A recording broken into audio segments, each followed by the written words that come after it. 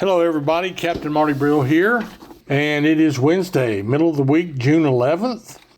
Following up a windy day on the outer and inner banks, which had a definite effect on the fishing. I'll tell you all about that when I come back in just a second. What could possibly be more fun than watching a bottlenose dolphin swim and play in the water right beside you? Hop aboard Harbor Star Dolphin Tours at Wanchese Marina and witness this remarkable animal up close. The Harbor Star is a spacious 50-foot vessel with a wide, shady canopy that runs 2-hour trips multiple times a day, including a breathtaking sunset cruise. To book your tour, go online to wanchesemarina.com and click Harbor Star Dolphin Tours. See the majestic bottlenose dolphin up close with Harbor Star Dolphin Tours.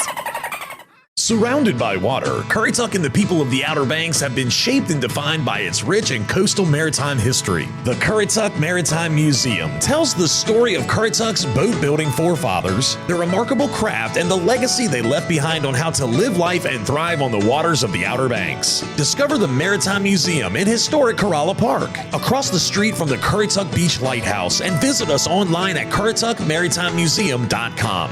Be a part of the local history at the Currituck Maritime Museum.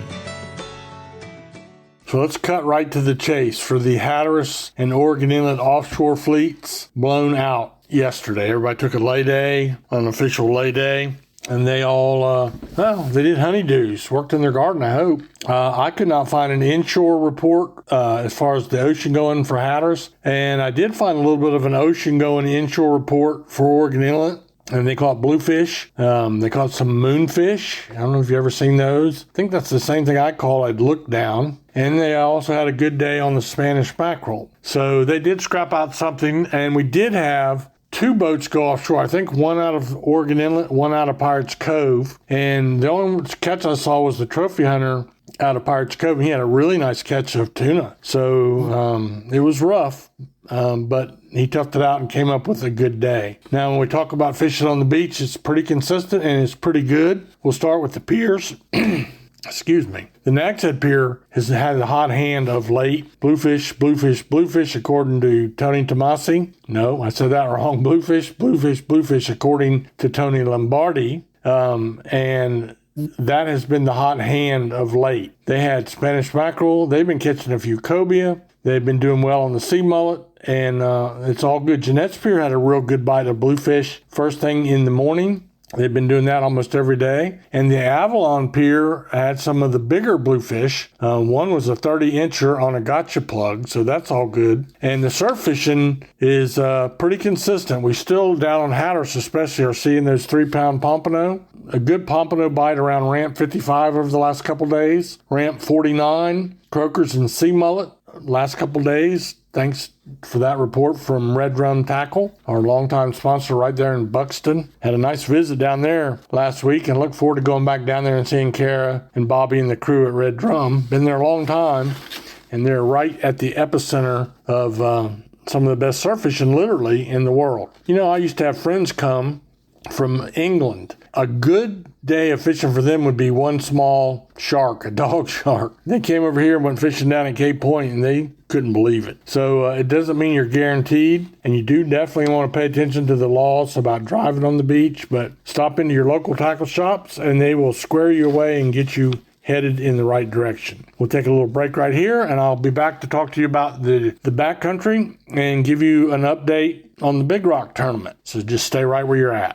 When it comes to general maintenance or major modifications on your diesel vehicle, look no further than Wanchese Off-Road Diesel Performance in Kill Devil Hills. Master mechanic Ryan Walker developed the plan for having his own auto shop over 20 years ago, and today he owns the premium diesel performance powerhouse of the Outer Banks. To have him and his crew take a look under your hood, give him a call today at 252-715-0025 or find him on social media. Wanchese Off-Road Diesel Performance, the diesel performance powerhouse of the Outer Banks. We still had very good speckled trout fishing, although the crowd was small, but there is a more serious effort being taken to catch some of these big drum. Now that could be back of Hatteras Island, could be over off Swan Quarter. They're all over the Sound It doesn't seem like they're in a big group. So about anywhere you go, you get out on a shoal, and when they feed up and down those shoals, you stand a good chance of catching a yearling or a bigger drum. There's also some Povey drum and some speckled trout. And one thing about fishing in the Sound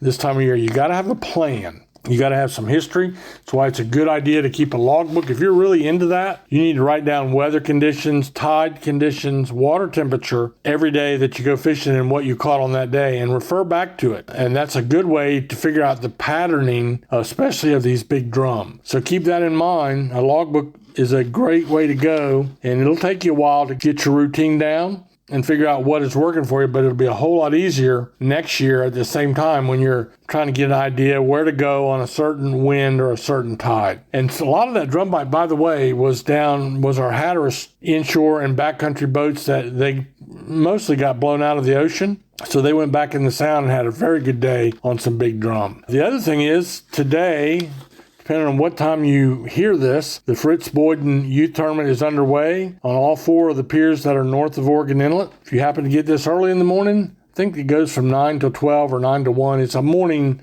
half a day, but all you have to do is show up at the pier, and within 30 minutes you can be fishing, registered, entered up. They got hot dogs, they got food, they got t-shirts, they got prizes. A lot of fun for kids. And then of course everybody's wanting to know what happened in the Big Rock Blue Marlin tournament down to Morehead City. And to the best of my knowledge, for the first time in history, it was a complete blowout. I know that day before yesterday, 47 boats out of the 270 fished, but yesterday nobody went fishing. So how does that work? That means a whole lot of boats have to fish the next 4 days in a row, and the weather is looking better. You fish 4 out of 6 days, and if you've already laid in 2 days, like a lot of boats have, you got 4 straight days of fishing coming up, and so it's anybody's tournament at this point. With the 47 that fished on day 1 did not weigh a blue marlin, so really it's just a wide open tournament at this point. So that's our fishing report for you. Weather played a big factor. We got showers forecast mostly late in the day all week long, but luckily I'm not seeing a whole lot of wind in those squalls, nor a whole lot of lightning, which is good. So be careful, pay attention to the weather, file a float plan. If you're on your own boat, make sure somebody knows where you're at, either your wife or your girlfriend or both. Have a safe and great day.